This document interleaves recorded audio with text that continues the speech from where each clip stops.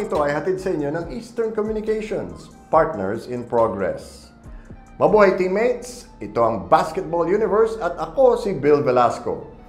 Paano kaya ang gagawin mo kung pangarap mo maging basketball player pero halos 3 talampakan lang ang tangkad mo?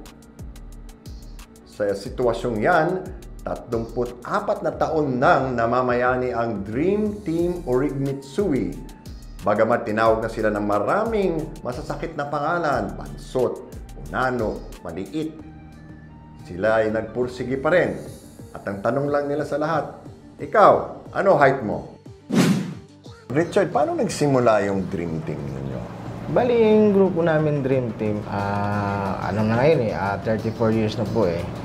Pero yung bago mag-umpisa, mga father ko, sila Rachel Barida, sila Mario Bon, tsaka yung ibang habits na nagbuo din. Ito yung grupo na sa Habit House? Yes. Oh. Okay, bakit nila naisipan na bakit nyo sinimulan yung paglalaro ng basketball? Totally sir, kaya namin naisipan pa rin, tsaka yung father ko, tsaka yung ibang kasama. Yung USA Dream Team, dati sila Michael Jordan, sila Charles Barkley, sila Olajuwon. So, nagkaroon ng idea yung father ko tsaka yung mga kasama niya na magbuo ng little people na basketball. Eh, siyempre, kami, mga little people na kung sa entertainment industry na rin kami, hindi na rin mawawala kasi lumalabas din kami sa mga pelikula. So, nagkaroon ng idea na bakit hindi natin subukan magbuo ng grupo para may explore o may pakita sa mga tao na hindi hadlang yung height namin or siyempre may mga discrimination, napakita namin mga talent namin. Actually sir, dayo lang ko sa Maynila eh. Ito yung magandang kwento. Diba, naalam mo ng Hobbit House, mas kilala sa Maynila. So nagdala sa akin yung tita ko, sabi, punta ka ng Maynila. Marami mga little people doon. Sabi ko, encourage ako, sabi, nag-aaral po, napanood ko na sila eh. Pero yung time, hindi pa sikat yung basketball noon. Puro artista, lumabas sa TV, napapanood pa. So pagdating ko ng Maynila, yun na nga, nung medyo matagal-tagal, nagbiyaya pa ako ng abroad pa kami. Hindi pa namin sineryoso yung ganitong team. Wala naman sa isip. Sino mangarap na magbabasketball player ka? Maliit eh. So yung time nung marami pumupunta doon, bakit di kayo magbuo ng gano'n? Para may mga... Una-una dineclare, pistahan talaga. Eh, siyempre, nung araw, uso yung mga clown-clown, ayaw namin nasa peryahan ka, pangit, pakinggan. Mga pista-pista na bitay mo din. So, yung time, ano pa lang ako noon, pupunta-punta pa lang ako. Doorman pa ako ng Hobbit House. Yung papa ni Richard, matagal na talaga. Yun talaga mga pioneer. So, sabi niya, pre, malit pa siya. Sabi niya, pre, magtayo kayo tayo ng grupo. Sabi niya, ilan lang tayo dito? Puro babae yung iba dito. So, nagagilap kami sir, yung mga bata pa sa amin. Ang kagandahan nun, yung iba nga, di pa marunong mag-dribble eh. Kasi puro nagsiserving. Puro waiter. Alam mo na yun. Sabi ko, pag may mga anak kayo, di turuan yung kahit malit na bola. Nagsimula talaga kami sa malit na bola. Hanggat lumaki yung bola. Tapos tuloy-tuloy lang. May pa isa-isa na.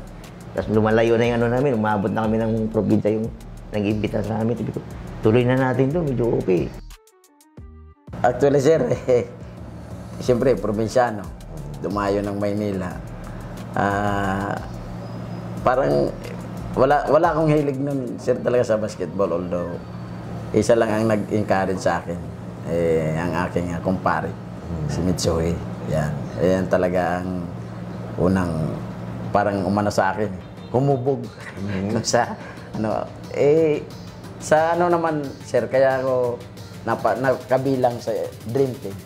Dahil siguro sa talent ko, yun lang yung naiaambag ko sa kanila. Pero sa laro, ano lang ako eh. Fans lang nila ako, siyempre. Cheerleader? Oo, parang ganun.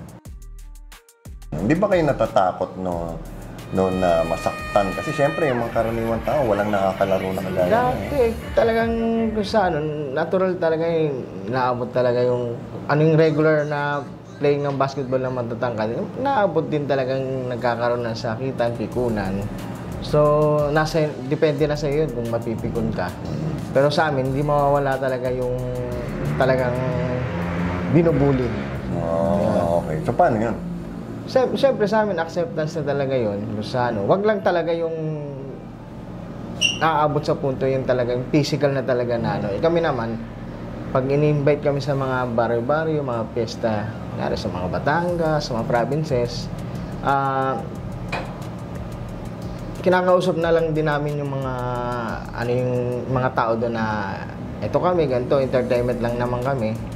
So, minsan talaga, hindi mo maiwasan talaga yung mga bata, mapipikon. Pero yung mga bata, may marunong sumakay sa... Kunyari, kami naman ang bubuli naman sa kanila. Ganun.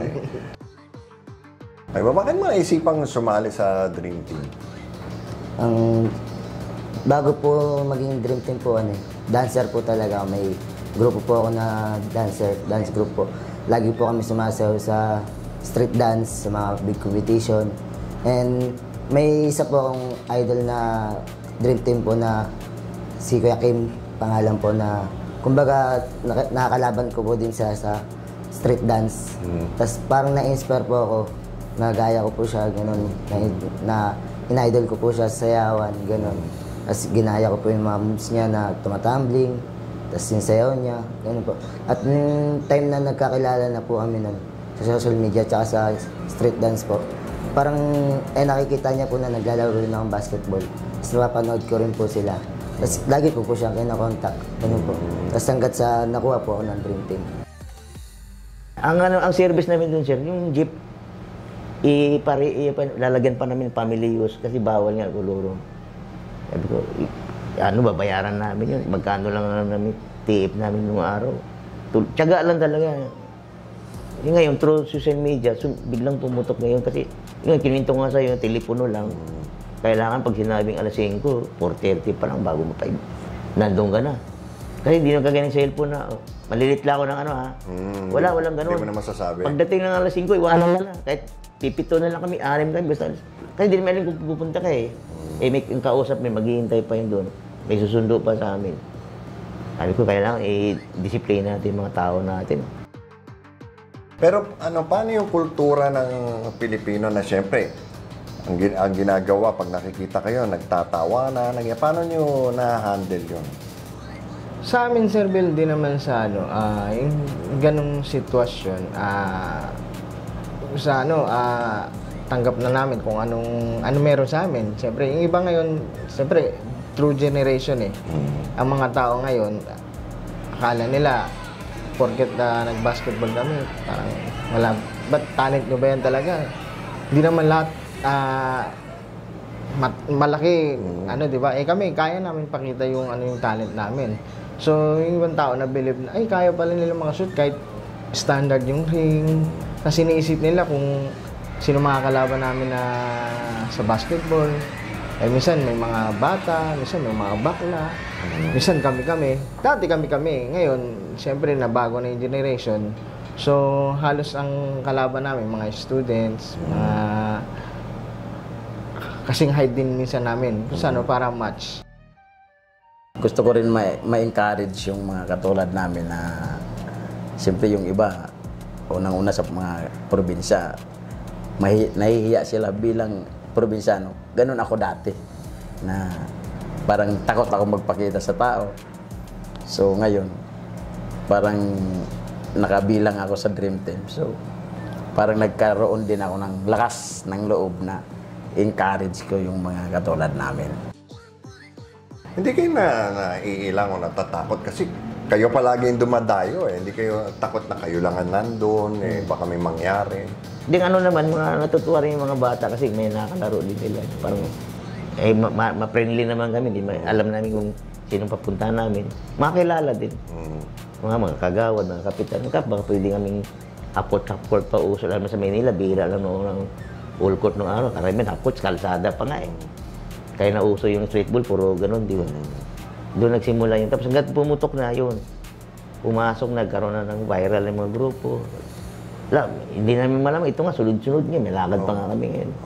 Ngayong tag-init, talagang busy kayo. Paano yung schedule niyo? Sunod-sunod yan. Kahit weekday, meron. Hindi, actually, sir, pag-usapan namin, yung isang team leader namin, hatiin muna natin. Kasi pag north to south, hindi kaya eh. Ubus yung oras eh. Kagaya nasa south sila, magno-norte naman. Nagbibiyak muna kami ng ano. Pero dream team pa rin din yun.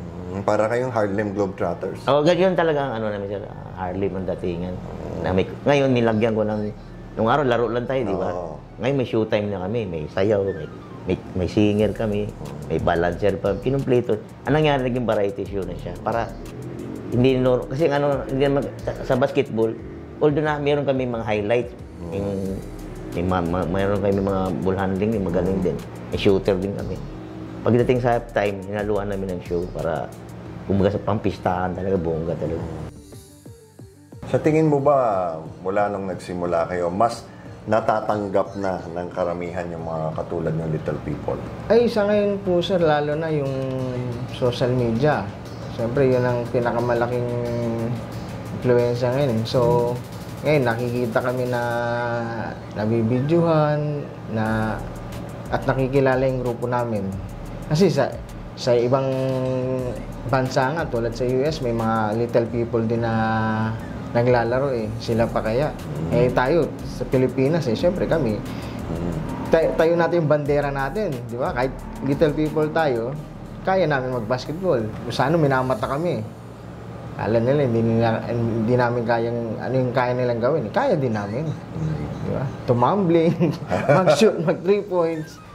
Pero, ano sila na bibilib sila kasi siyempre, katulad namin, Little People, sa ano, yung ibang ano, hindi ba kayo naiya? Hindi, sanay na kami.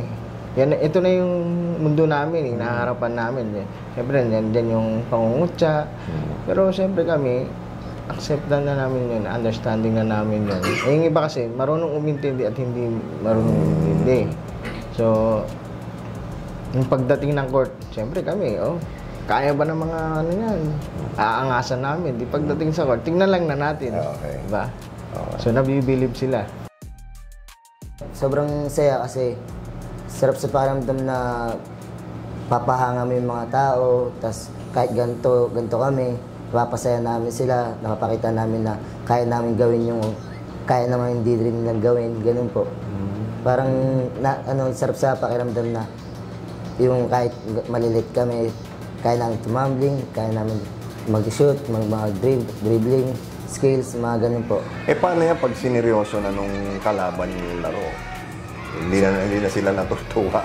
Okay lang po, kasi sasabayan din lang po na, papakita po namin yung pagalingan na lang po, kumbaga, ganun.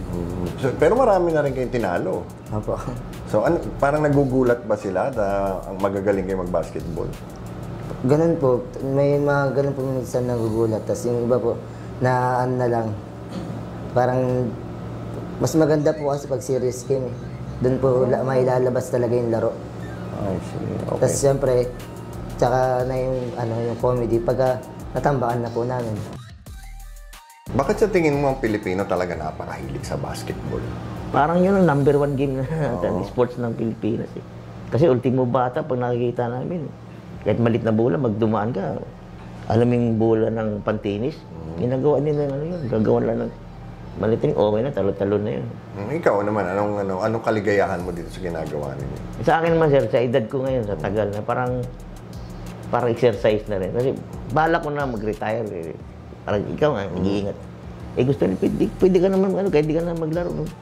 Show up na lang siya, nag-iingat nila sa sarili. Tsaka inginaw nila yung impact, yung parang napunta na ako sa comedy, hindi na yung hindi serious game na eh. Parang inahalo na lang namin. Inong araw, nakita ko ng araw, lumalaban tayo ng... Oo naman. Oo, wala eh.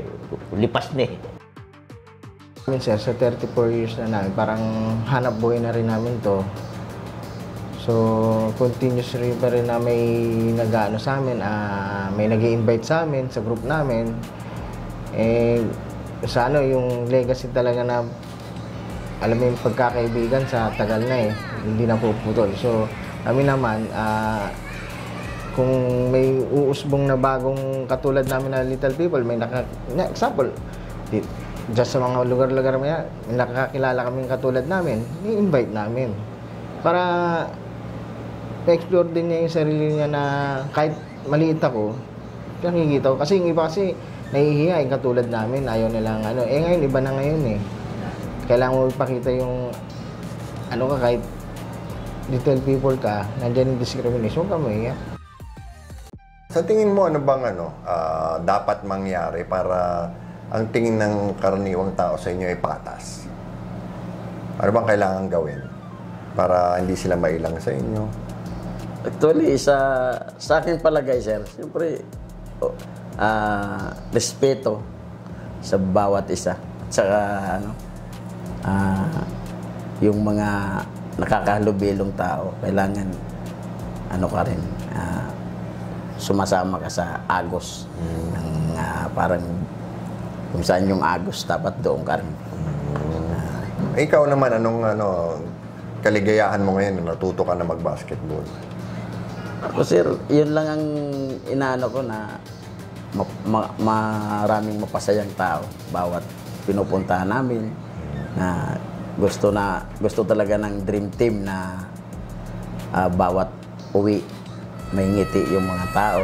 Yung, alam mo yun, sir, yung kahit ika nga hindi ka bayaran, basta palakpakan ka lang, napakasarap po sa pakiramdam. Ikaw, personally, anong pangarap mong mangyari dito sa Dream Team? Ayun po, mas lalo pa po kami makilala, tsaka lalong marami pa po kami taong mapasaya. Tsaka, yun, ma-inspire na mga kabataan or mga ibang tao po na mga kunyari PWD po, ganun, na kahit ganito, diad lang yung talent. Iba sa amin, may ganun, may lumalabas sa TV show, TV series. Hanggang ngayon, continuous pa rin sila. Tapos yung extra naman nila, yung katulad, paglalaro ng basketball. Para sa iyo, anong gusto mong mangyari sa Dream Team sa kinabukasan? Sa akin, ang gusto kong mangyari, sa tagal na, continuous pa rin. Tsaka hindi masira yung pagsasamahan, nandiyan pa rin. Tsaka yung respeto, bawat isa. God knows na ma-appreciate tayo na magkaroon ng sa ibang bansa. Okay. Kahit na ganito kami. Yeah. Okay. Parang Olympics dati. Waterproofing o sealant ba ang hanap mo? Sa German technology ng Sista, protektado ka 10 taon. Yan ang tapal na tumatagal. Ngayon naman, dumayo tayo sa isang basketball league na matagal na rin umaandar at puro mga kabataan ang naglalaro dito. Minsan 2 o 3 laro pa sa isang araw. Yan ang United Basketball League.